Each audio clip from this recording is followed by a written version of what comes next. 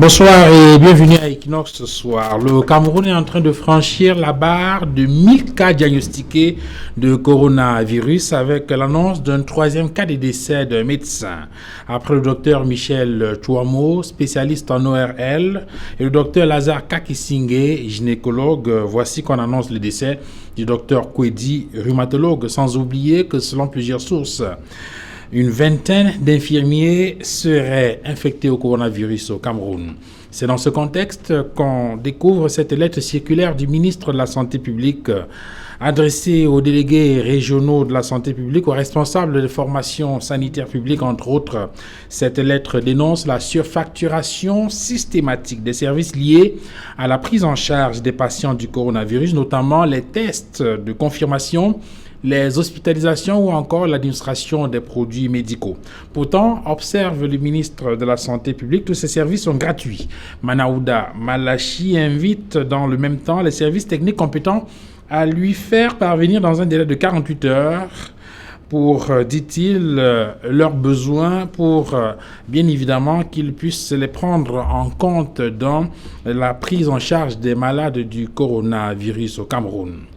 Mise en garde du ministre de la Santé publique contre le personnel soignant accusé d'arnaque, d'arnaquer les malades du coronavirus au moment où on signale le décès d'un troisième médecin décédé de coronavirus. C'est le fait du jour.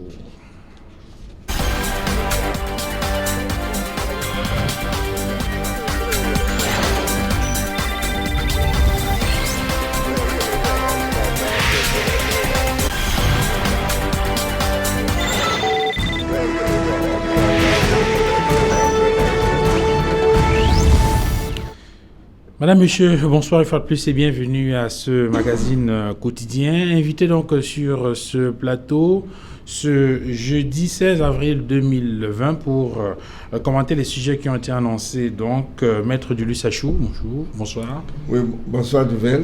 Je suis content d'être là ce soir. Bonsoir mon cher confrère. Bonsoir. Et bonsoir, n'est-ce pas, à vos nouveaux téléspectateurs et spectatrices. Voilà. Maître Julius Achou, vous êtes avocat au barreau du Cameroun. Vous êtes également homme politique et militant d'IRDPC, le parti au pouvoir. Maître Fidèle Jumissi, bonsoir. Bonsoir Duval. Merci d'être venu. Je vous en prie et je salue tous les téléspectateurs de Equinox qui sont davantage nombreux. Une émission qui est devenue très importante et très courue et qui participe à la formation politique de nos concitoyens. Et là, je suis très content, je peux féliciter Equinox pour cette initiative. Et je saisis également l'occasion pour adresser mes sincères condoléances à Equinox pour la disparition de l'une de ses collaboratrices que j'ai connue, toujours dans le cadre des interventions ici à Equinox. Merci, Maître Fidèle Jumissi. Vous êtes avocat au barreau du Cameroun, homme politique, militant, cadre du mouvement pour la renaissance du Cameroun. Nous pourrons donc avoir également dans cette émission en direct du Canada un avocat que nous allons bien évidemment contacter pour participer à cette émission. Maître Kigné est avocat, il exerce au Canada. Et avec un peu de chance, donc, nous pourrons l'avoir dans le courant de cette émission. Maître Julius Achou, on a appris ce jeudi cette lettre circulaire signée par le ministre de la Santé publique qui s'adresse aux délégués régionaux de la santé publique, aux responsables de formation sanitaire publique, entre autres, une correspondance, une lettre circulaire dans laquelle il indique qu'on lui a rapporté que des patients du Covid sont, entre griffes, arnaqués, en tout cas qu'on leur prend de l'argent pour des soins qui sont supposés être gratuits. Il attire dans l'attention de ses responsables sur cette question-là et par le même temps, il invite les services techniques compétents à lui faire parvenir leurs besoins dans les 48 heures qui suivent donc cette annonce pour qu'ils puissent les prendre en compte pour permettre effectivement donc une prise en charge efficiente et complète de ces malades du coronavirus. Alors, comment est-ce qu'il faut comprendre cela ? Le ministre de la Santé publique, comment on va dire ça, siffle la fin de la récréation ? Oui, je commence d'abord par joindre mon confrère pour dire mes condoléances à Equinox pour la perte, n'est-ce pas, d'une animatrice qui était très bien écoutée et suivie à la télé. Et je dis, je pense que sa famille, n'est-ce pas, Dieu va écouter sa famille pour que son âme reste en paix. J'ai pitié du ministre de la Santé. Parce que ça, c'est un monsieur qui est en train de faire son mieux pour que les Camerounais, n'est-ce pas, puissent affronter cette pandémie. Pour que les Camerounais puissent être un peu à l'aise en sachant que un ministre en place est là pour faire ce qui est nécessaire pour nous tous. Et il y a des fonctionnaires véreux, les Camerounais véreux, qui ne voient pas ces sacrifices, qui ne voient pas, n'est-ce pas, l'étendue, n'est-ce pas, de cette pandémie, et veulent à tout prix transformer ça, n'est-ce pas, à un commerce pour faire de l'argent. Moi, je trouve ça aberrant. J'ai pitié de ces ministres, parce que malgré tout ce qu'il fait, les gens sont en train de le faire pour me démontrer que lui, seulement, ne vaut rien. Il faut imaginer comment les Camerounais ne s'aiment plus. Pourquoi, n'est-ce pas, on voit un Camerounais qui est en situation, n'est-ce pas, de détresse. Au lieu, n'est-ce pas, de prendre soin de lui, on lui demande de l'argent. Très souvent qu'il y a mais de votre point de vue, pourquoi est-ce que ces personnels de santé prennent de l'argent aux malades du coronavirus pour s'occuper d'eux, alors qu'ils savent très bien que les services sont gratuits? C'est de ça que je parle, cette irresponsabilité de certains fonctionnaires véreux. C'est pas normal. C'est pour ça que le ministre, n'est-ce pas, en train de prendre les mesures maintenant pour remédier ça. C'est pas normal. Il faut d'abord prendre un être humain avant de penser même à ce qu'il peut vous donner comme compensation ou bien comme l'argent pour compenser pour faire votre travail. Au Cameroun, les gens ont choisi de devenir des infirmières. Ils ont choisi de devenir des médecins. Ils doivent assumer les rôles. Ça, c'est ça le rôle. Ils sont là au service du peuple. Ils doivent servir le peuple. Parce que en ces matières, quelqu'un qui est malade vient dans un hôpital, on a l'obligation de le soigner d'abord, avant de chercher à savoir s'il peut payer ou pas. Mais le simple fait qu'on voit quelqu'un qui a ce Covid-19, il vient chez vous. Peut-être très souvent, ces malades n'arrivent même pas à parler. Au lieu de prendre soin d'eux, n'est-ce pas, pour assurer qu'ils sont bien, on commence à là. Ça, c'est de l'arnaque. C'est de l'arnaque. Et vous savez, le ministre ne peut pas être un peu partout. On doit compter sur la bonne volonté de tous les Camerounais de faire bien leur travail. Mais Maître Fidèle Djoubissi, en écoutant Maître Dulus Achou, on a le sentiment, bien évidemment, que ces fonctionnaires, en tout cas ces personnels de la santé, sont un tout petit peu indisciplinés. Est-ce qu'il n'y a pas d'autres paramètres à prendre en compte pour comprendre les agissements de ces personnels de santé? Oui, même si on y voit de l'indiscipline, il ne faut pas oublier que le personnel de santé, depuis plusieurs décennies, se plaint des conditions de travail. Il y a plusieurs fois que ce personnel a organisé les mouvements d'humeur, qui a organisé des grèves pour revendiquer l'amélioration des conditions de leur travail. Et que le gouvernement en place est resté sourd et n'a pas fait des efforts pour que les conditions de travail soient améliorées. Et à l'état actuel, avec la pandémie, on note qu'il y a un surcroît de travail. Parce que les malades affluent tous les jours. Et en plus des malades d'autres maladies, c'est-à-dire des personnes qui souffrent de maladies autres que le Covid-19. Donc il y a au niveau de l'hôpital un surcroît de travail. Et maintenant, lorsqu'il y a lorsqu'on se trouve dans ces conditions, le gouvernement devait trouver une solution. Et c'est bien, comme le ministre vient de dire, de demander qu'on lui adresse la liste des besoins pour qu'il puisse résoudre. Donc ça veut dire qu'il y a un problème. Il y a un problème auquel on n'a pas pensé résoudre le plus tôt possible. Et cela démontre la cacophonie qui est à la tête du pays. Et ça démontre les défaillances, les manquements qu'il y a dans la riposte contre le Covid-19 au Cameroun. Parce que ailleurs, on a vu comment les gouvernements ont décliné le plan de riposte. On a vu au Sénégal, où on a le président Macky Sall a indiqué qu'il y avait 1700 milliards. En Côte d'Ivoire, on a vu plus de 1000 milliards. Au Niger, plus de 500 milliards. Et plus récemment, au Tchad, plus de 900 milliards. Et lorsque vous voyez cette dotation, on indique toujours qu'on va renforcer les moyens des structures sanitaires et de motiver le personnel de santé. Parce que pour que le personnel de santé puisse faire face à ces situations, il faut de la motivation.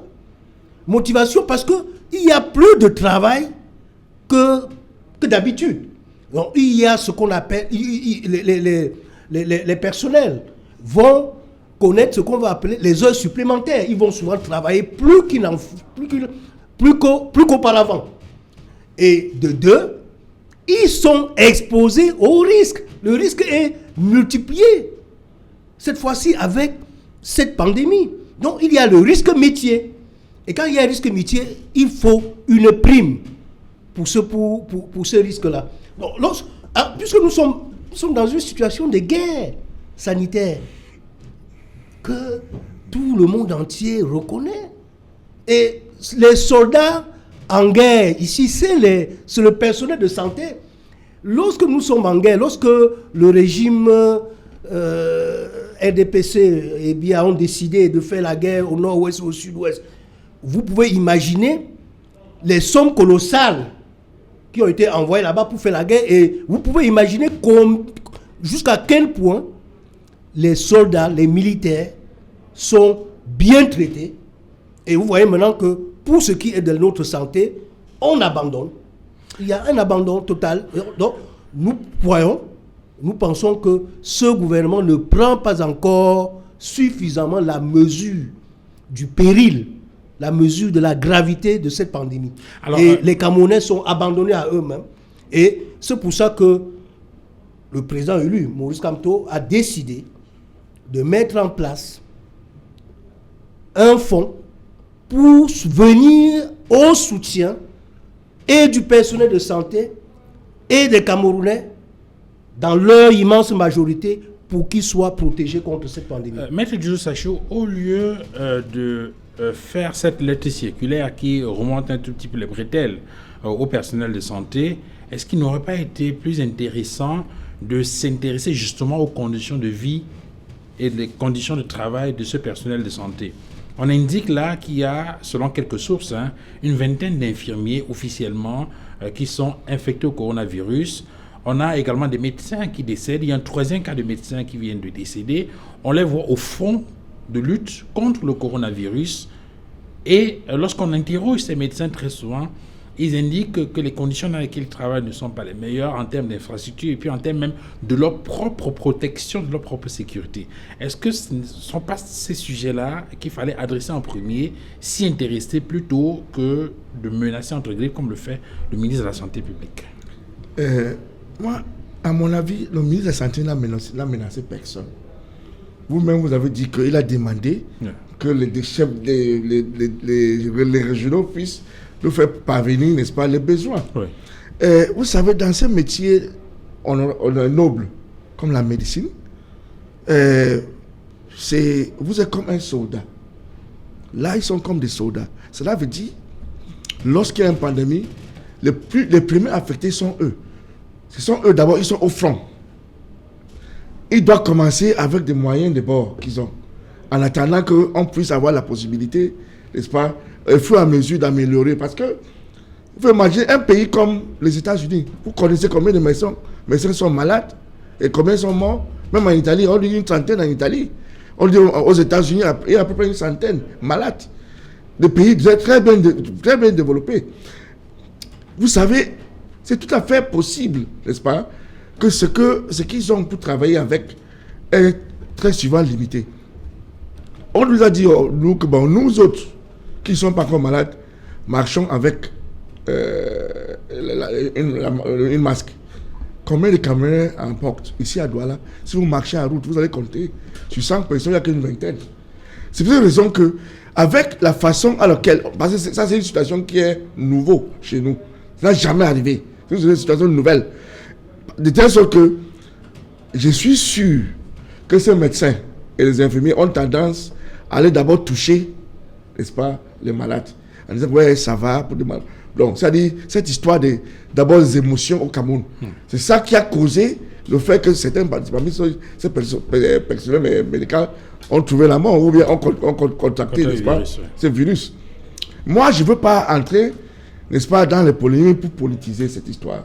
Il faut d'abord savoir que nous sommes, nous tous, des êtres humains.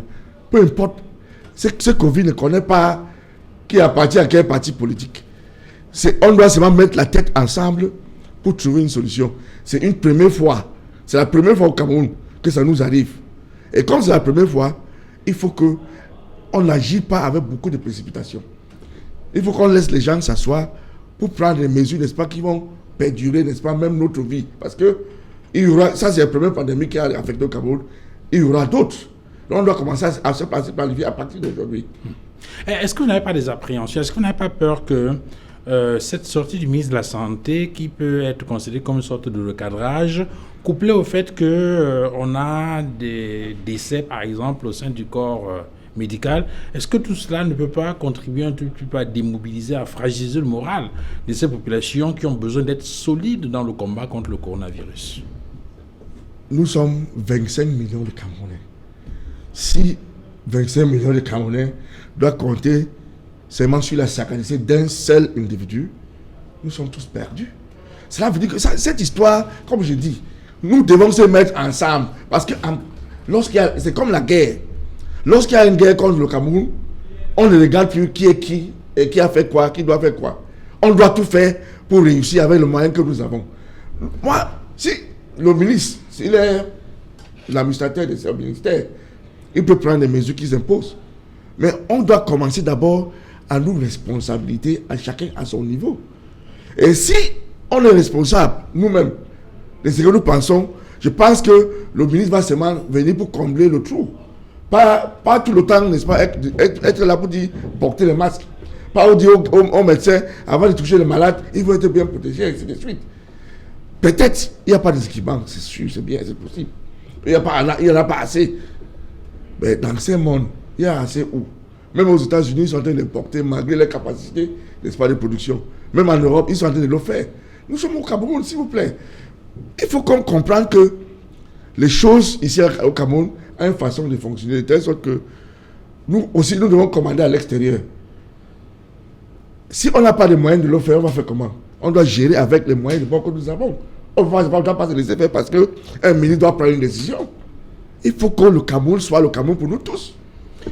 Maître Philéa Juvissi, les personnels de santé publique, est-ce que vous avez le sentiment, c'est vrai que vous avez commencé à développer tout à l'heure là-dessus, est-ce que vous avez le sentiment que ces personnels de santé bénéficient d'une protection maximale, de la sécurité nécessaire pour pouvoir mener ce combat contre cette pandémie du coronavirus? Moi, je pense que des informations qui nous viennent des institutions hospitalières font état de ce qu'il n'y a pas suffisamment de matériel même de protection. C'est-à-dire, c'est la raison pour laquelle certains infirmiers, comme vous avez relevé, soient contaminés. Donc, c'est parce que, voyez-vous, le gouvernement n'a pas mis en place des moyens suffisants. Lorsque le Premier ministre, le 17 mars 2020, déclare la guerre contre le coronavirus, il indique que le président de la République a mis à disposition une somme de 1 milliard de francs CFA. Et on attend que des âmes de bonne volonté puissent contribuer. Il y en a quelques-unes qui ont financé, qui ont mis dans la cagnotte et qui, peut-être jusqu'aujourd'hui, n'est pas suffisant pour riposter de façon énergique et efficace. Et c'est pour ça que le personnel de santé ne peut pas avoir le matériel suffisant de protection. Moi, je ne suis pas d'accord avec mon confrère Maître Achou qu'on cite les États-Unis, la France, l'Italie, où il y a eu des morts de personnel médical pour nous déculpabiliser. Non, il ne faut pas. Ce qu'on cherche, ce qu'on veut savoir, quel acte est-ce que le gouvernement a pris dans ce sens? Voilà, c'est à ce point-là que nous critiquons le gouvernement. Quelles sont les actions qu'il a prises pour empêcher qu'il y ait des infirmiers qui soient contaminés, qu'il y ait des médecins qui meurent? Quand les médecins vont mourir, qui va nous soigner? C'est ça le problème. De votre point de vue, ce personnel de santé, à un moment donné, a le sentiment d'être sacrifié. Oui, d'être abandonné. Ils sont sacrifiés. Et c'est pour ça qu'ils meurent. Il y a 3 médecins qui sont morts. Et des infirmiers qui sont contaminés. Donc, peut-être, ce que nous ne souhaitons pas, nous prions que l'hécatombe s'arrête pour que ces médecins s'occupent de nous. Parce que c'est entre leurs mains que nous nous livrons lorsque nous sommes malades.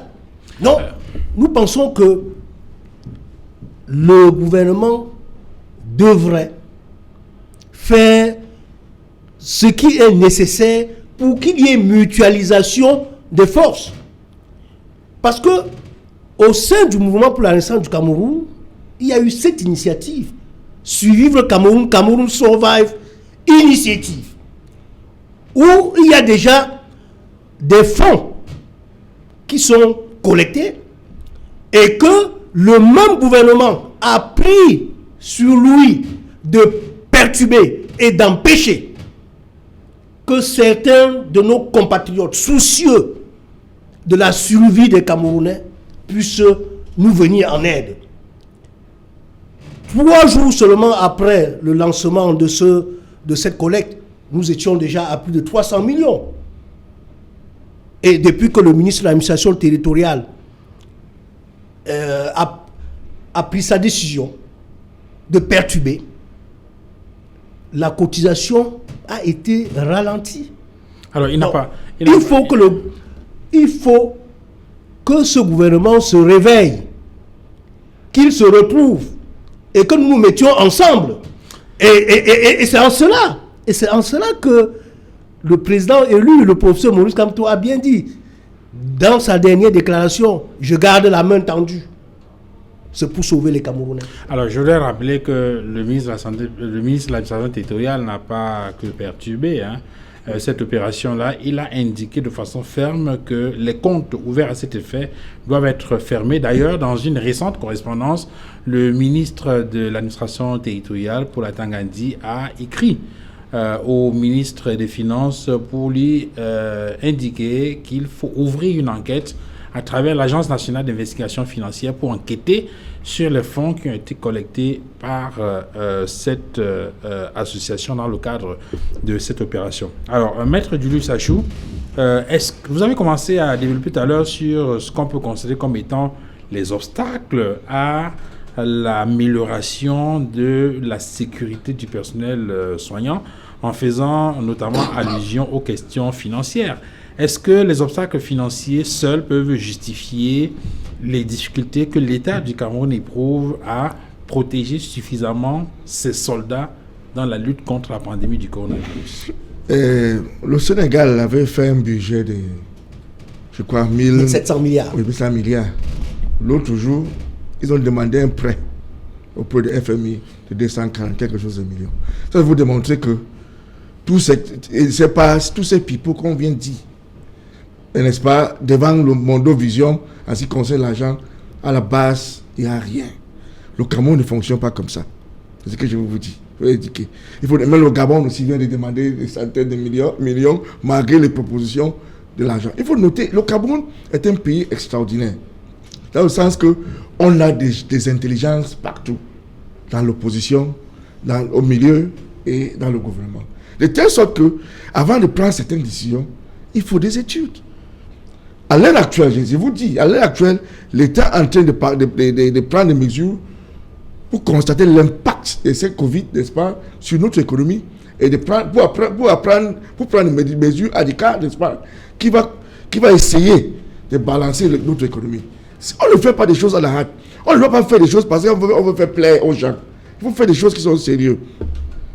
Quand on parle, moi, je n'ai pas parlé des obstacles financiers. J'ai d'abord dit, c'est d'abord la responsabilité individuelle et la sensibilisation, n'est-ce pas, de l'effet de ces maladies qu'il nous faut.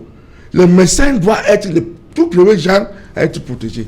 Ils sont censés connaître mieux que vous tous.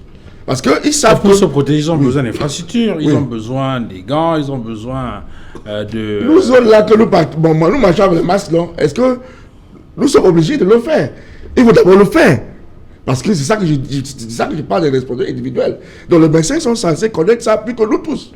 Donc s'ils savent qu'ils se posent un problème. Et le problème n'est pas d'ordre financier à 100%.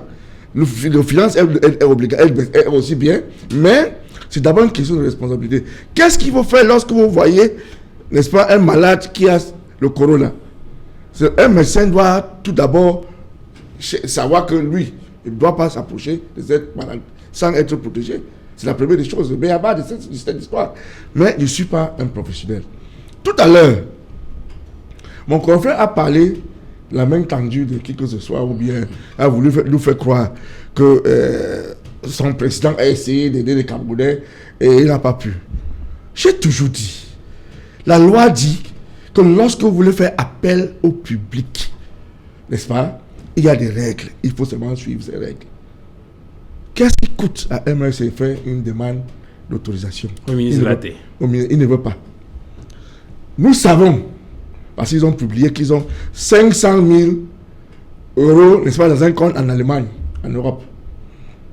Pourquoi pas faire comme Eto et les autres? Acheter des masques, hein? Acheter des matériels. Là-bas, parce que ainsi qu'on cet argent, ça n'a rien à faire avec le compte qu'on a ouvert ici. Acheter des matériels, faire distribuer, comme ils sont des bénévoles, il y a beaucoup de Camerounais bloqués partout en Chine, en Côte d'Ivoire et autres. Ils vont les faire transporter. Pourquoi vous voulez à tout prix faire des conflits avec même la loi? Parce que ce que les gens oublient, lorsque vous avez votre argent dans votre poche, vous voulez aider les Camerounais, vous n'avez pas besoin d'autorisation. Mais lorsque vous voulez appeler au basculeur, viens cotiser, l'État doit veiller à ce que cet argent et l'espace soit bien géré. L'État doit autoriser ces gens de mouvement pour que vous puissiez aller vers le peuple pour demander l'argent. Vous êtes qui pour demander? L'État a créé, bon, si vous voulez le fonds, voilà un fonds qui est créé. Vous dites que vous n'allez jamais mettre de l'argent dedans parce que vous n'avez pas confiance à l'État. Et en même temps, le même parti politique écrit qu'il faut à l'Assemblée, qui ne reconnaît pas l'État, mais chaque fois, il faut écrire à l'Assemblée pour demander, on constate l'absence d'un président. Tout ça, c'est quoi? Si vous voulez, monsieur MRC, si vous avez l'argent, vous n'avez pas besoin d'autorisation si c'est votre argent. Si c'est l'argent cotisé par les membres de MRC, on n'en a pas besoin d'autorisation. Mais si c'est le public, le gars qui monte sur le bain ski là, que vous voulez demander qu'il vienne cotiser là, l'État doit veiller à ça. C'est ça que vous ne devez pas faire comprendre au peuple. Alors, Maître Philége, qu'est-ce que vous allez faire? Vous avez cotisé il y a 300 millions de francs CFA et vous avez indiqué que le ministre de l'AT a perturbé l'opération. Qu'est-ce que vous allez faire? Vous allez donc suspendre l'opération puisqu'elle est perturbée et dégager ces fonds-là pour venir en aide aux populations dans dans les couloirs qui vous ont été proposés par Maître Julius Achou et d'autres, ou bien vous allez malgré tout persister et continuer à collecter cet argent? Duval, je veux dire à l'attention de vos téléspectateurs que l'opération ne s'est pas arrêtée. L'opération est perturbée par le ministre de l'AT, mais elle continue, puisque jusqu'à présent, les compatriotes de la diaspora continuent à cotiser. Et s'agissant de ces fonds, le président élu, Maurice Kamto, a bien indiqué ce qu'on fera. Il a dit que dans les jours qui viennent, il va mettre en place des délégations, des commissions qui vont descendre sur le terrain et qui vont procéder à la distribution des masques, distribution de gel hydroalcoolique et venir et assister les Camerounais, assister le personnel médical et fournir, doter même les institutions sanitaires de matériel nécessaire, de matériel médicaux nécessaire pour combattre la pandémie, c'est-à-dire les respirateurs, l'oxygène et autres.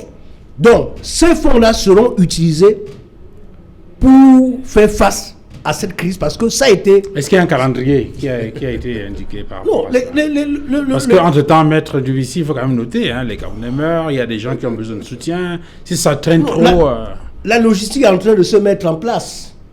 Et comme vous savez, les fonds sont logés à l'extérieur, et avec tous les manœuvres d'empêchement à ce que nous puissions arriver à notre objectif, vous pouvez imaginer quelle est notre difficulté.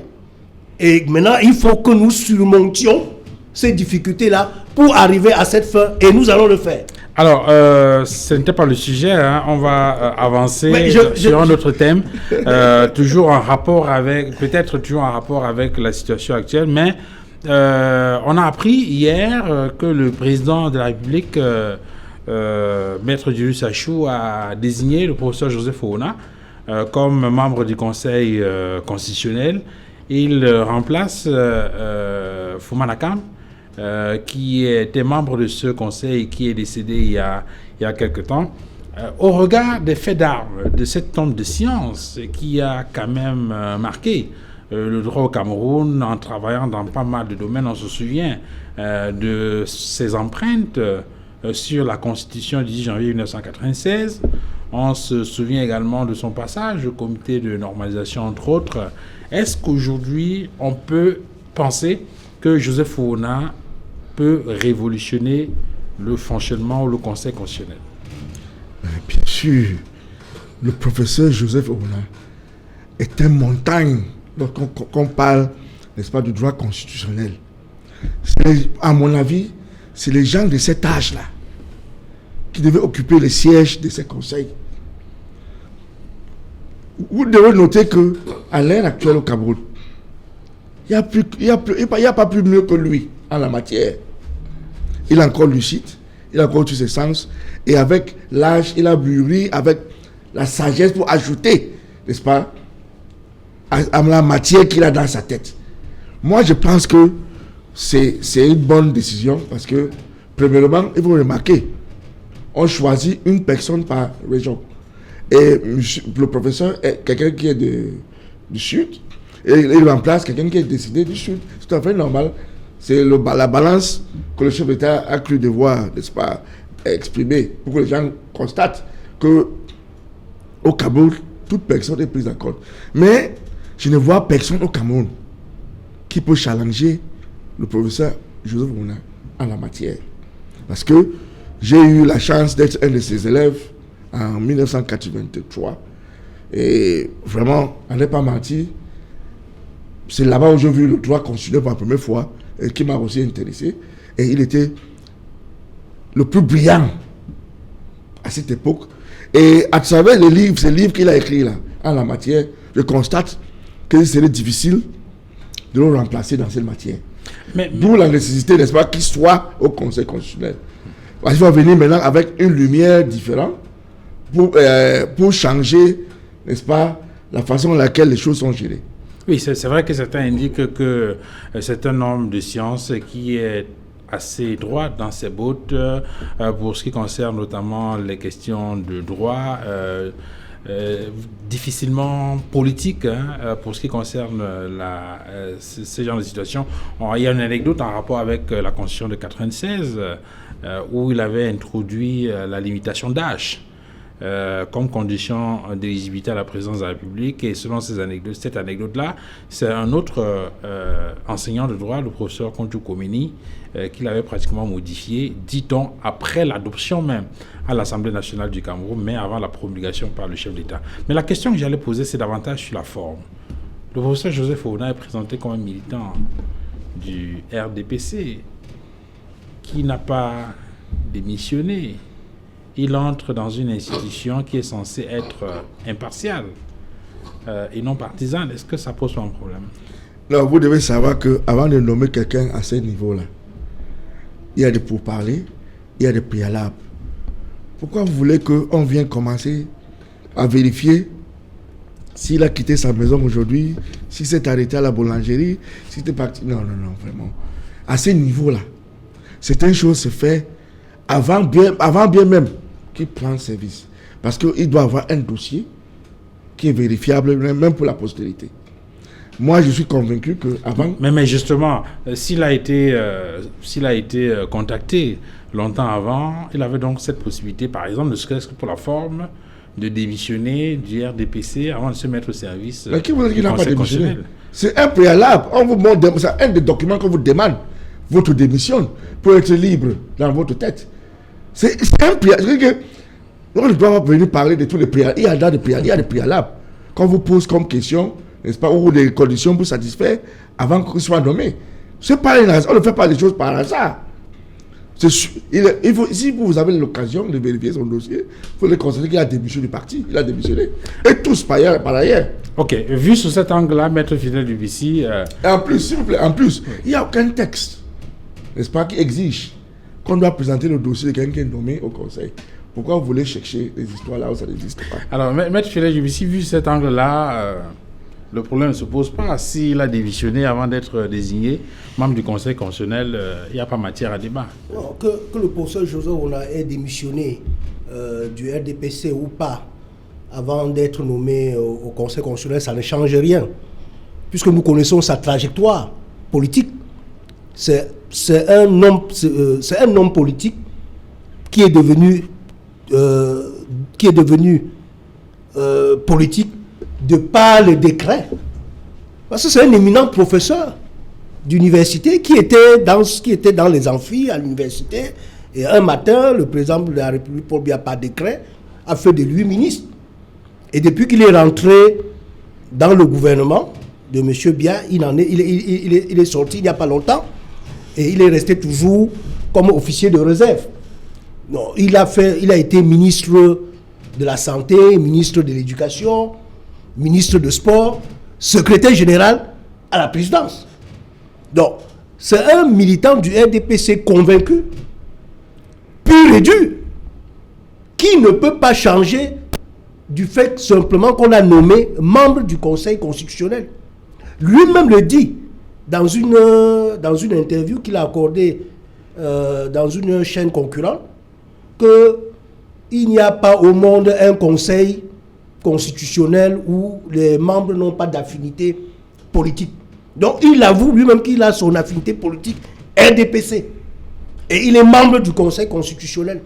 Mais il oublie que les conseils constitutionnels, d'ailleurs, ne font pas office de juge électoral pour ce qui est de l'élection présidentielle, des élections parlementaires et de référendums.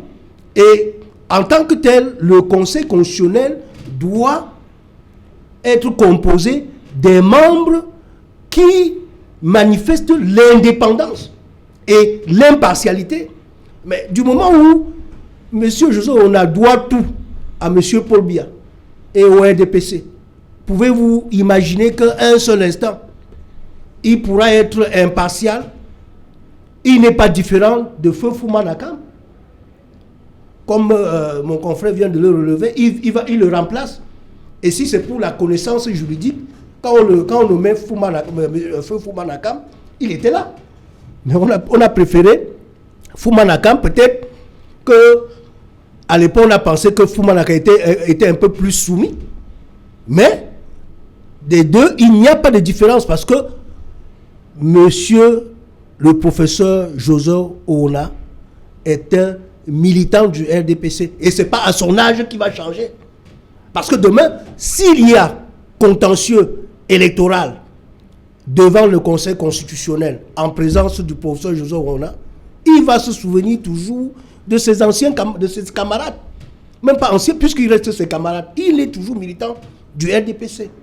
Et il ne peut pas faire preuve d'impartialité et d'indépendance. Maître Jules Sachou, c'est vrai que vous avez décrit tout à l'heure la trajectoire du professeur Joseph Ona en indiquant qu'il est un très bon professeur de droit. D'ailleurs, beaucoup de témoignages dans ce sens indiquent que c'est un juriste chevronné.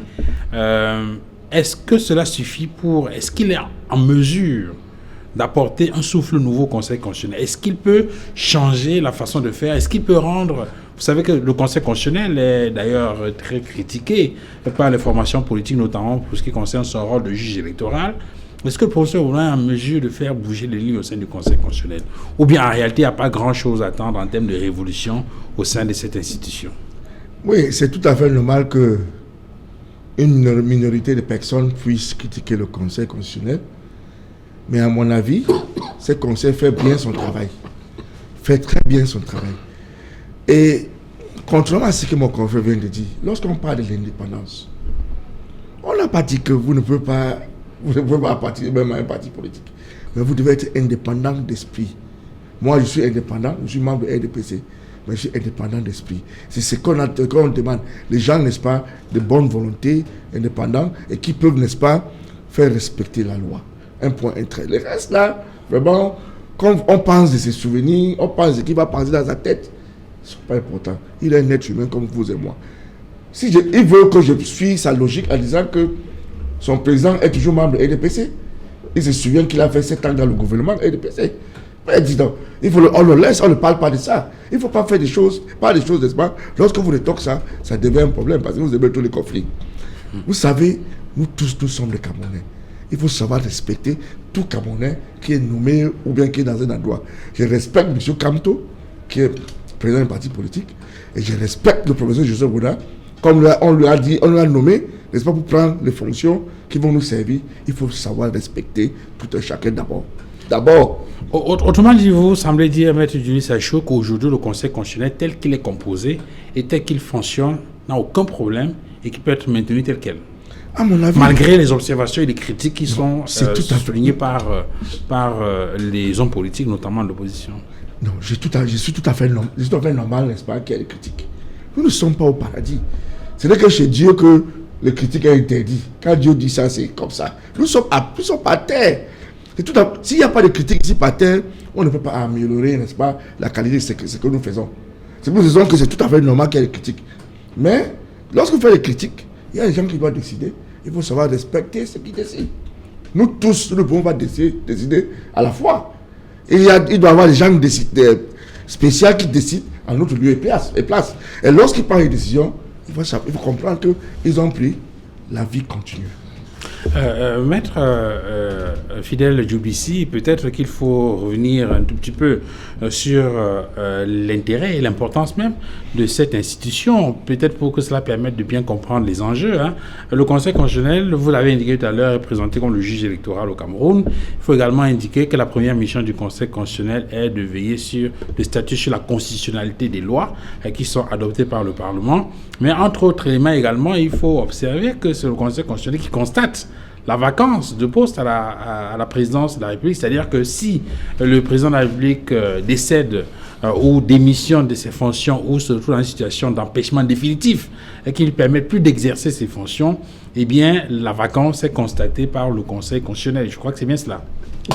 C'est exact. Il faut rappeler, Duval, que le Conseil constitutionnel a plusieurs missions, comme vous avez relevé.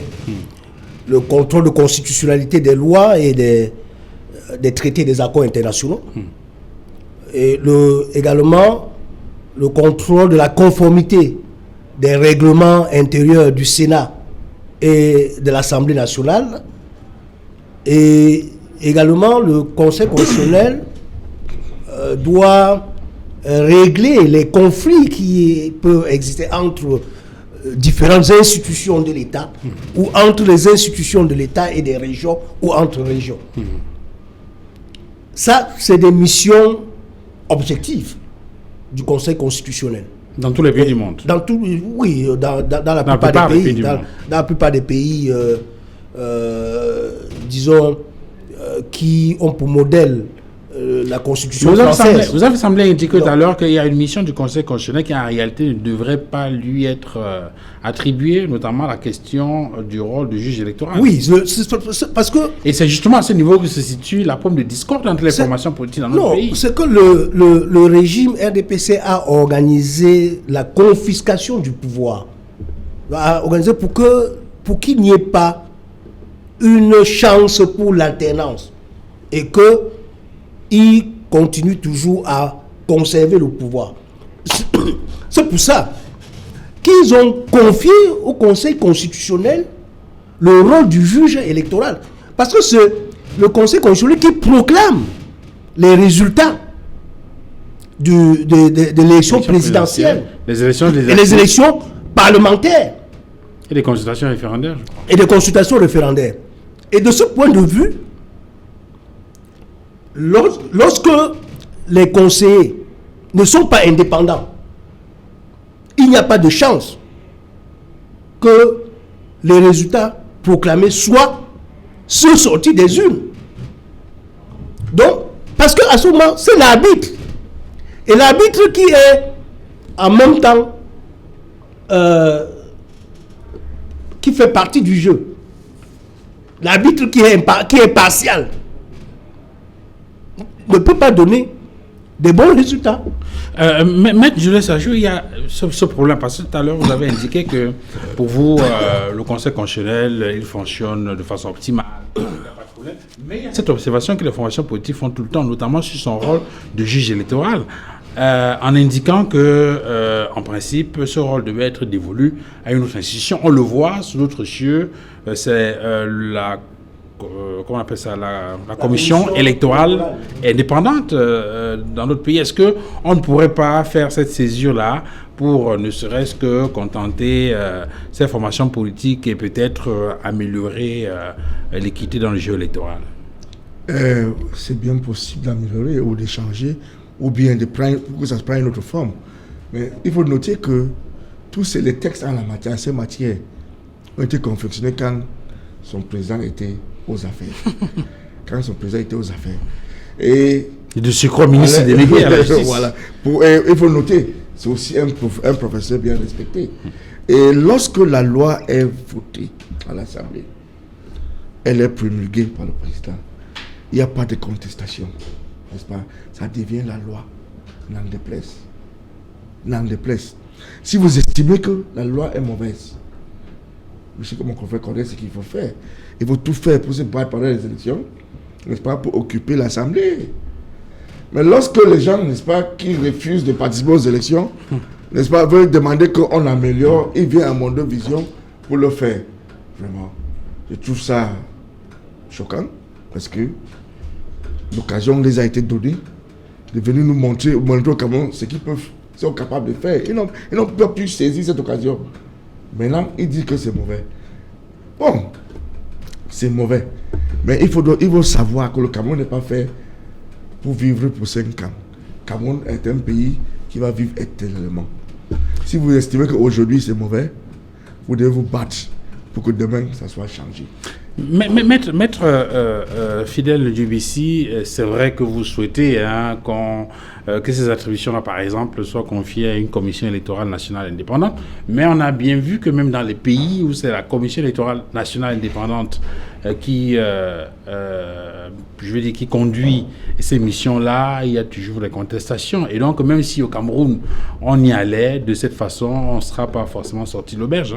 Oui, même quand il y a la commission électorale indépendante, tout comme chez nous, nous avons les cadres que nous disons qu'il n'est pas composé des personnes aussi indépendantes et imprégnées d'impartialité.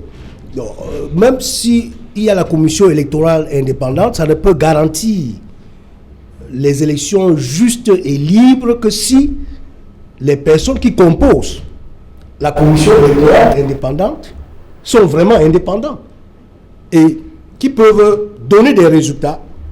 Et lorsqu'on n'est pas satisfait des résultats, à ce moment, on peut saisir le Conseil constitutionnel comme juridiction pour contester le résultat proclamé. Mais comme je disais tout à l'heure, dans d'autres cas, on a voulu conserver le pouvoir et on a gardé le Conseil constitutionnel comme juge électoral et où on nomme des personnes qui sont soumises, qui vont donner les résultats qu'on souhaite. Et tout à l'heure, on parlait de rôle du Conseil constitutionnel comme juge électoral. Je parle seulement juge électoral, comme l'office de constatation de la vacance à la tête du pays. Et l'article 38 de la loi de 2004 portant organisation du fonctionnement du Conseil constitutionnel. Et je on vais reviendra. rappeler que lorsqu'on a adopté ces lois en 2004, le président Maurice Kamto n'était pas au gouvernement. Et même s'il était au gouvernement, au ministère de la Justice, c'est pas en tant que ministre délégué, c'était pas son travail. On reviendra sur ce sujet après le journal de 20h. On met un terme à cette première partie de Equinox ce soir et on retrouve Julien Berthe Bissaye pour les titres de 20h. Julien Berthe, bonsoir. Bonsoir à vous, Duval Fangwa, et bonsoir aux nombreux téléspectateurs d'Equinox Télévision. Alors, quel est le menu 20h ce soir? Alors, ce soir, nous parlerons de la réapparition du président de la République. Tel un météore, Paul Biya réapparaît sur la scène politique, mettant ainsi un terme à la polémique sur sa vacance à la tête de l'État. Le chef de l'État, Paul Biya, a reçu ce jour en audience l'ambassadeur de France au Cameroun, Christophe Guilou. Et nous parlerons également, ou nous présenterons les nouvelles décisions du chef de l'État dans le cadre de la lutte contre le Covid-19.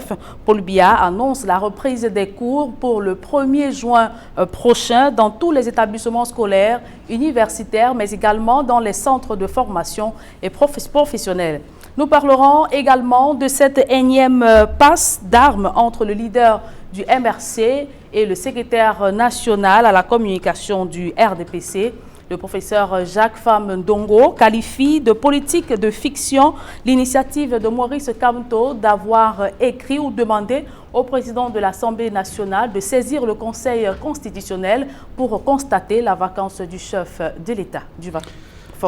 Merci Julienne Berthe Bissaye. Mesdames, Messieurs, chers téléspectateurs d'Equinox ce soir, dans quelques minutes, le journal de 20h avec Julienne Berthe Bissaye. Juste derrière la deuxième partie de cette émission, ce sera le débrief.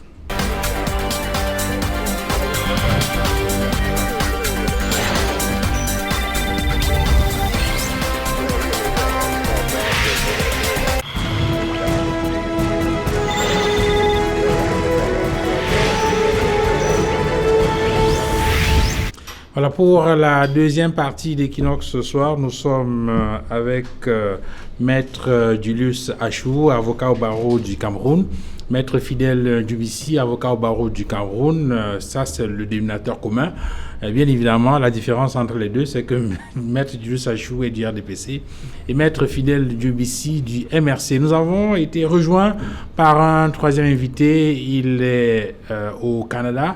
Maître Jackson Kigné, bonsoir. Bonsoir. Vous êtes avocat au barreau du Québec et de Paris, c'est bien cela? Oui, c'est ça. Alors, j'imagine que vous avez suivi la première partie de cette émission d'Equinox ce soir qui portait entre autres sur la question du changement du remplacement de Foumanakam qui est donc décédé il y a quelque temps. Il a été remplacé par le professeur Joseph Ouna au Conseil constitutionnel. On a également parlé de ce personnel de santé,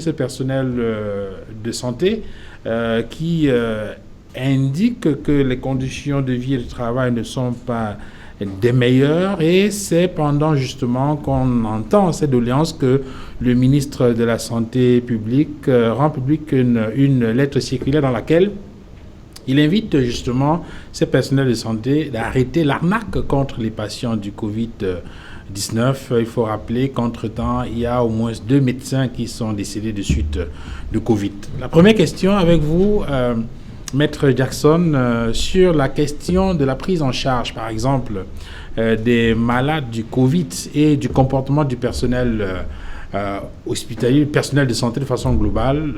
Quelle est votre lecture? Comment ça se passe au Canada? Bien, merci. Ici au Canada, généralement, et au Québec en particulier, c'est tout priméroment à la patte parce qu'on est conscient de ce qui se passe. Contrairement au Cameroun, j'ai l'impression qu'on n'est pas vraiment conscient de ce qui se passe au Cameroun relativement à cette maladie-là. Ici, tout le monde est conscient par rapport à ça et le gouvernement a rappelé des spécialistes, parce qu'on s'entend que ça, c'est pas une maladie pour des spécialistes, a rappelé les spécialistes à augmenter les salaires parce que actuellement, aujourd'hui, par exemple, on parlait de $211 les médecins par jour. par heure pour une journée de 12 heures, ça fait environ $2 500, donc dans les 1,1 million par jour pour les médecins. Et quand vous arrivez à l'hôpital actuellement, l'hôpital est surchargé. Tout le monde tourne dans tous les sens. Tout le monde est concerné. Les infirmières sont épuisées, totalement épuisées. Il y en a qui n'en peuvent plus. Dernièrement, il y a des infirmières qui ont voulu même rentrer parce qu'elles n'en pouvaient plus, mais les portes de l'hôpital étaient fermées. En fait, on est en guerre. On est en guerre contre cette maladie-là ici. Tout le monde est concerné. Tout à l'heure, je parlais avec une amie qui est du côté de Toronto, elle est infirmière, une caisse. Je lui ai dit, elle m'a dit, franchement, mes collègues sont malades. Je lui ai dit, mais comment tu fais? Elle dit, j'ai signé pour être infirmière, je vais être infirmière, je vais sauver du monde.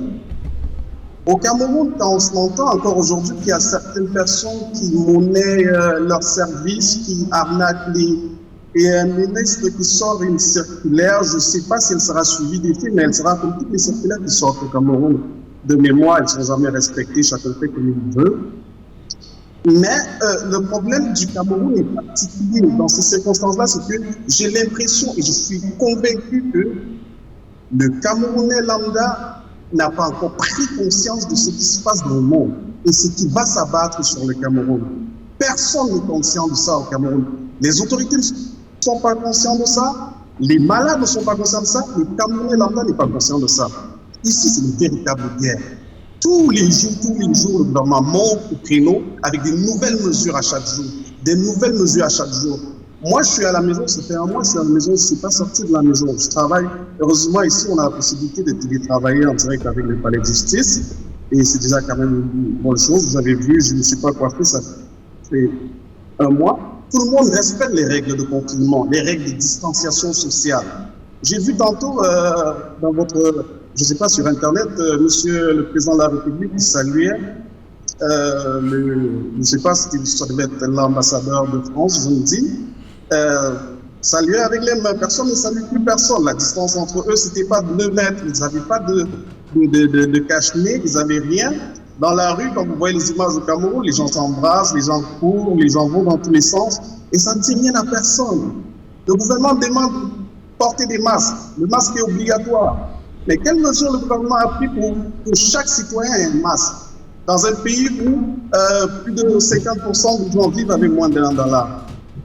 On n'a même pas un masque pour mettre sur la bouche. Rien. Et apparemment, j'ai vu que le masque au Cameroun était comme une panacée. Que si on porte le masque, on ne peut pas être contaminé. Les gens courent ensemble, ils rient ensemble, ils saluent ensemble, ils s'embrassent ensemble. Il n'y a pas de problème avec ça. Donc vous allez dire à quelqu'un, ok, après rentre, tu laves tes mains, lave tes mains constamment. Mais déjà, le problème du Cameroun, on n'a même pas d'eau pour laver les mains. Maître Quignet, on a également appris que le président de la République a pris un certain nombre de décisions. Parmi ces mesures, on annonce la reprise des cours pour le 1er juin 2020. Quand vous entendez ça, en prenant en compte bien évidemment cette indiscipline que vous décrivez dans les rues, cette attitude quelque peu désinvolte des populations dans le respect des mesures barrières, vous dites c'est risqué ou vous dites d'ici à là on aura avancé dans la lutte contre la propagation de cette pandémie et qu'effectivement les enfants pourront retourner à l'école. Est-ce qu'au Canada ou ailleurs, chez vous là-bas, c'est déjà envisagé le retour de l'école, le retour à l'école? Je vais vous dire quelque chose. On est en période de guerre, comme je l'ai dit, même si certaines personnes ne se rendent pas compte. On ne doit pas avoir de trop grandes différences politiques actuellement. Mais ce que Monsieur le Président de la République dit est suicidaire. C'est totalement suicidaire. On va tous être exterminés dans ce pays-là. Le 1er juin, quand on n'a même pas recommencé, moi, de mon appréciation personnelle, on n'est pas à moins de 50 000 personnes infectées au Cameroun. Pas moins de 50 000 personnes infectées réellement au Cameroun. Et ça va grandissant. On n'a aucune mesure. Quand j'entends, oh, il faut porter les masques, voilà la seule mesure du Cameroun. Porter des masques. Porter des masques. Et ça va aller crescendo, crescendo. Et on parle d'ouverture de l'école le 1er juin. C'est impossible. Ici, on est à 1000 morts et à presque 28 000 personnes touchées. Ici, le Premier ministre Legault du Québec à repousser encore la date de reprise progressive. Mais jusque-là, il y a plein de personnes qui se sont insurgées pour lui dire « Non, mais t'es fou, personne ne va reprendre l'école à cette date-là, c'est impossible, personne ne va accepter d'envoyer son enfant à l'école. » Bien qu'on dise que les enfants ne présentent pas grande chance de contracter le virus, ou si jamais ils contractent le virus, ben, ça n'aura pas beaucoup d'effets néfastes. Mais je dis, cette date-là pour le Cameroun, on n'a même pas commencé à lutter contre la maladie. Vous pensez déjà à réouvrir les écoles. On n'a même pas commencé le confinement. Déjà, on ne peut pas le confiner. On ne peut pas se confiner avec 1 milliard de francs CFA qui ont été donnés. Ça n'achète même pas des masques, ça. On fait une fête, de 1,5 milliard pour le réveillon. On n'est pas capable, juste la province du Québec, de vous dire, on est à peine 8 millions d'habitants, mais on est déjà à des centaines de milliards de millions de dollars dépensés pour justement éviter la propagation. Ça veut dire que le Cameroun, à l'état actuel des choses, ne peut pas enrayer cette pandémie-là. À l'état actuel des choses, le Cameroun est incapable d'enrayer cette pandémie. Alors, Maître Kigné, on va permettre aux autres invités sur le plateau de réagir. Maître Dulus Achou, lorsqu'on l'écoute, on a le sentiment qu'on est dans une situation d'apocalypse. Hein. C'est pas tout à fait ça. Non, j'estime que mon confrère n'est pas en face avec la réalité de ce qui se passe sur le terrain. Et il doit comprendre que là où il est très différent de là où nous sommes. Et la façon de traiter ces nombre de choses diffère. Ils sont à peine 8 millions, mais ils sont dans les centaines de millions. Nous allons trouver cet argent au Cameroun. Est-ce que c'est si facile? Dans tous les cas, nous sommes en train de gérer les choses avec les moyens de bord. Nous, au Cameroun, nous estimons que c'est la guerre. Et voilà la seule guerre dans le monde où il n'y a pas des alliances. Il faut remarquer dans les autres guerres, il y a des alliances, les gens se préparent. Et des blocs militaires. Pour qu'ils soient en bloc, n'est-ce pas, pour lutter. Mais ici, chaque pays est égoïste, il ne pense qu'à son pays. On ne pense pas aux autres. Et nous constatons que certains pays, certaines puissances utilisent ça pour bloquer certains pays. Comment vous pouvez dire qu'on peut annuler la dette de certains pays, on laisse les autres? Pourquoi ces sélections? Mais sur la question de la reprise des cours, est-ce que 1er juin, est-ce que c'est faisable? Non, vous savez, on ne peut pas Est-ce que c'est envisageable? Non, on ne peut pas laisser, n'est-ce pas, une année blanche comme ça. On a programmé, c'est une programme, nous disons que, d'après ce que nous faisons, nous serons capables, n'est-ce pas, de contenir ces pandémiques avant cette période. Ça peut arriver qu'avant le 1er juin, n'est-ce pas, nous ne sommes pas, on constate que on ne sommes pas prêts. On va encore proroger comme on l'a fait. N'est-ce pas, les mesures qu'on a prises le 17 mars, n'est-ce pas, le président a encore prorogé de 15 jours. Donc, c'est comme... Même aux États-Unis, le président Trump a envisagé, n'est-ce pas, commencer les affaires au mois de mai. Pour l'ouverture à partir du mois de mai. Donc, ce n'est que des pronostics. En tenant compte, n'est-ce pas, de la façon à laquelle les choses sont gérées. Pour nous, on a encore un mois en plus qui est le mois de mai, le mois de juin. Bon. À mon avis, c'est des pronostics en fonction de ce qui se passe sur le terrain. Alors, Maître Fidèle Jubici, je crois que finalement, au MRC, vous avez la réponse à une question qui vous préoccupait depuis longtemps, à savoir sentir le président de la République du Cameroun. Il vient de se faire sentir, effectivement, on l'a vu.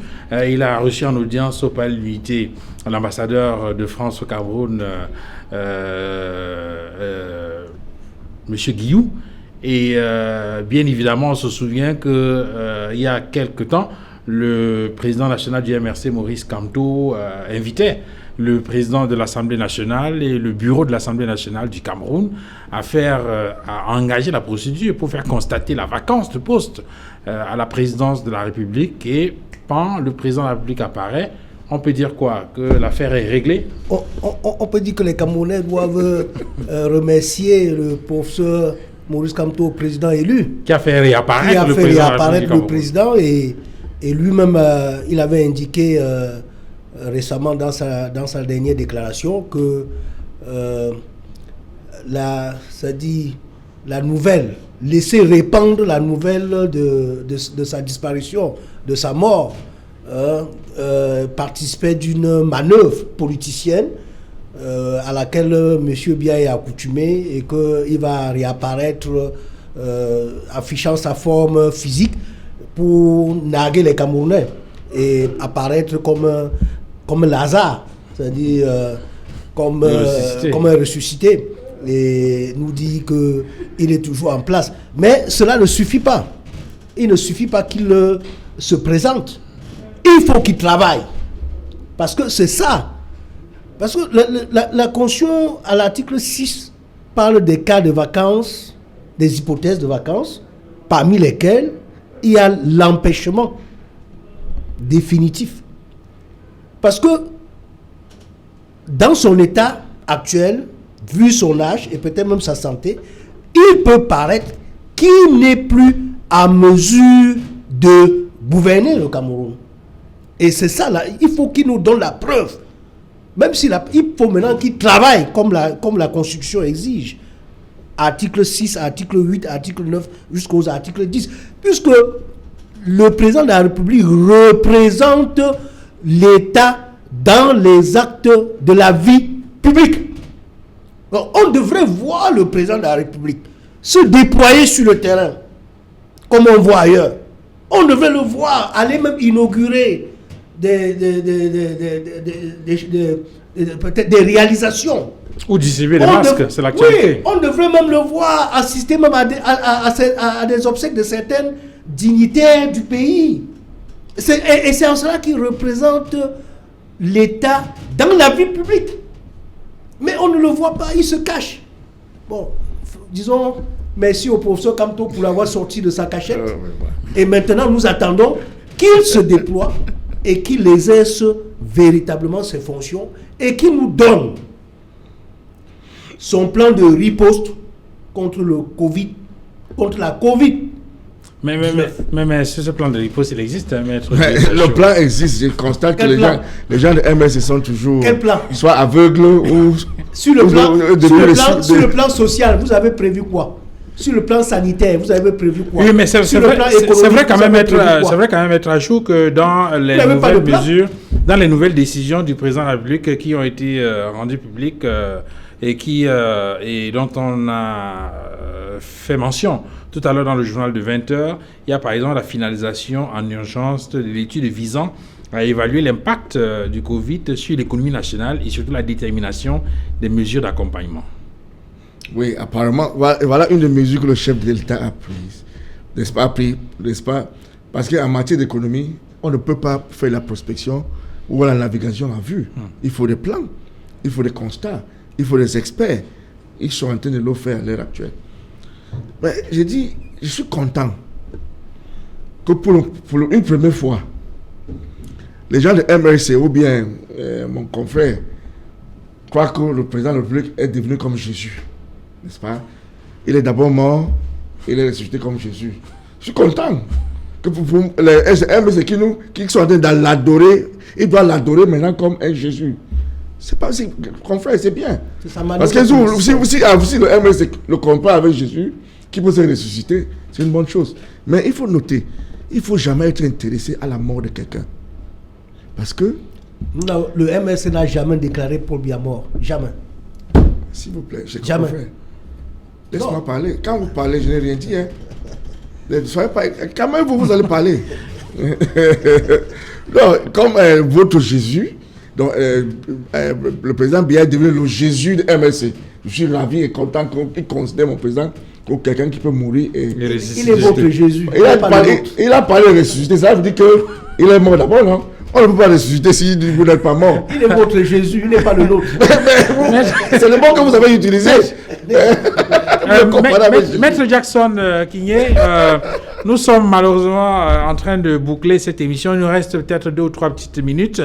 On va essayer d'obtenir votre analyse sur ces quelques faits qui retient l'attention. Le président de la République hier a pris une décision de commutation des peines en faveur de quelques prisonniers. Certains estiment que c'est une mesure qui va permettre de décongestionner les prisons. Est-ce que c'est votre avis? Et quel est également votre point de vue sur cette passe d'armes entre le MRC et le RDPC au sujet de la réapparition ou non du président de la République du Cameroun?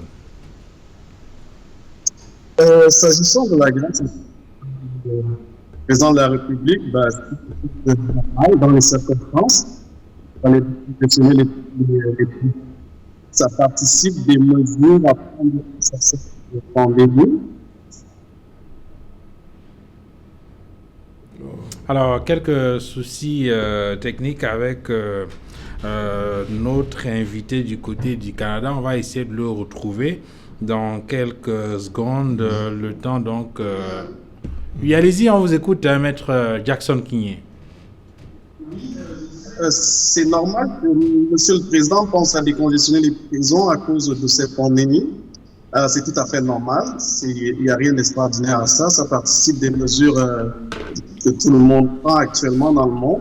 Mais en plus de ça, on s'attend plus à ce que le gouvernement camerounais fasse plus dans le cadre de cette pandémie-là. Nous, à l'extérieur du pays, nous, Camerounais, on a peur pour nos familles et nos concitoyens qui sont restés au pays. Vraiment, on a peur. Avec l'avancée actuelle de la pandémie versus les mesures qui sont prises actuellement au Cameroun. On veut qu'ils s'engagent davantage à prendre plus de mesures et mettre plus de moyens en place. Concernant maintenant la passe d'armes entre le MRC et le RDPC, ce que je peux dire là-dessus, c'est que il y a un qui communique par rapport à cette pandémie-là, qui est le MRC, qui essaye de prendre ses responsabilités en tant que parti d'opposition. Il y a un autre qui, au lieu de s'associer à ce parti d'opposition-là pour sauver la vie des Camerounais, joue à la baballe avec ce parti-là. On va chercher vers l'opposition. Donc, c'est le gouvernement camerounais qui en sort perdant. Le gouvernement camerounais en sort perdant à cause d'un pouvoir en place qui, au lieu de se concentrer sur le sujet d'actualité, trouver des parures à ce sujet d'actualité, qui est la pandémie. Mais ça donne à répondre à un parti d'opposition. Imaginez-vous que si tous les partis d'opposition se mettent, ils sont dans leur rôle un peu, les partis d'opposition. Mais le parti au pouvoir n'est pas dans son rôle actuellement. Le parti au pouvoir doit se concentrer sur l'objectif qui réunit tous les Camerounais autour de la table aujourd'hui, par exemple, et dans les cafés actuellement. Il faut sauver notre pays. C'est l'heure et à sauver notre pays, pas à répondre à un parti d'opposition qui vous dit que vous faites mal votre travail. Montrez-lui que vous faites bien le travail.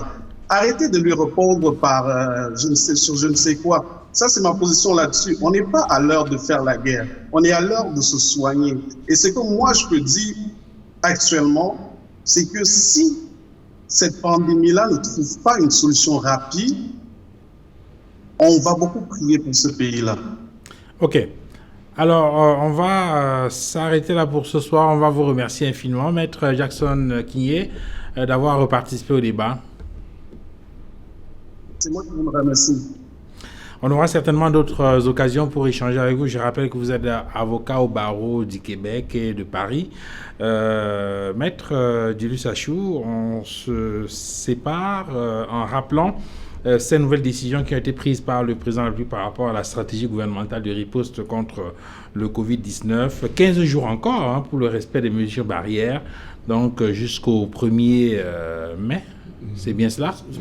Jusqu'au 1er mai. La finalisation en urgence de l'étude visant à évaluer l'ampleur ou l'impact du Covid sur l'économie nationale et la détermination des mesures d'accompagnement. Et bien sûr, la reprise des cours envisagée pour le 1er juin 2020 dans tous les établissements scolaires.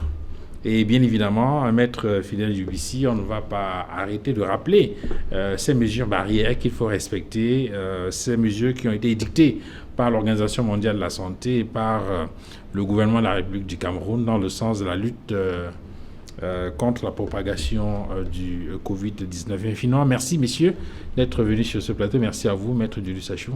C'est à moi de vous remercier, mais il faut que ce soit noté. Il n'y a pas de conflit. Le RDPC n'est pas un conflit. Le RDPC n'a jamais pris de mesures, n'est-ce pas, contre un parti politique quelconque. C'est le gouvernement que nous sommes là en train de voir et doit aider ce gouvernement à lutter contre cette pandémie. Un parti politique ne peut pas. En fait, vous répondez un peu à Maître Jackson qui indiquait que RDPC doit s'associer au MRC et aux autres. Non, c'est la démarche contraire. Non, vraiment, c'est la démarche contraire parce que c'est pas RDPC descendre. Dans tous les cas, on dit démarchement MRC. Conformez-vous à la loi si vous voulez, n'est-ce pas? Ne faites pas appel au public, n'est-ce pas, pour déposer les fonds à la générosité publique, alors que vous-même vous avez l'argent. Dépensez vos propres argent. Ne soyez pas comme les gens chiches. Vous avez l'argent, il faut le dépenser. Aidez les Camerounais. Il ne faut pas entrer dans la polémique pour créer des conflits qui n'existent pas. Il y a le gouvernement, il y a le RDPC, il y a le MRC. On ne doit pas les mélanger, s'il vous plaît. Il y a ce principe de subsidiarité qui voudrait que l'État ne fasse pas tout seul et qu'on devrait laisser les initiatives privées et que le président... Conformez-vous à la loi, c'est tout. Le président Moulkamto a dit nécessité fait loi et la preuve, le président de la République lui-même vient de démontrer que la nécessité fait loi. Il a pris la décision, le décret portant commutation et remise des peines sans avoir consulté le Conseil supérieur de la magistrature. Vous voyez que lui-même, en situation d'urgence, il n'a pas respecté. Qui peut le plus, peut le moins. Merci, messieurs, d'être venus sur ce plateau. Merci à vous, madame, messieurs, d'avoir regardé cette autre livraison d'Equinox ce soir. Retrouvons-nous demain. Excellente soirée à tous et à très bientôt. Au revoir.